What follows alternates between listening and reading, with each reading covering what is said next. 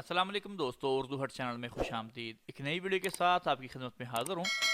Saudi अरब में आने वाले मुसाफिर कितने पैकेट सिगरेट के या तंबाकू अपने साथ ला सकते हैं? सऊदी अरब के महकमा कस्टम ने हवाई अड्डों, बंदरगाहों और बर्री सरहदी चौकियों पर अपने अहलकारों को मुसाफिरों के हवाले से नई तहरीरी हदायत जारी कर दी है। हदायतनामे में बताया गया कि मुसाफिर सिगरेट के कितने पैकेट सऊदी अरब अपने साथ ला सकते हैं। कस्टम की हदायत के हवाले से बताया गया है कि कोई भी मुसाफिर 200 सिगरेट अपने हमरा ला सकता है। कोई भी मुसाफिर तंबाकू का एक डब्बा या निस्फ किलो हुक्का का तंबाकू ला सकता है। ज्यादा से ज्यादा 200 सिगरेट और 3 किलो तक तंबाकू लाया जा सकता है।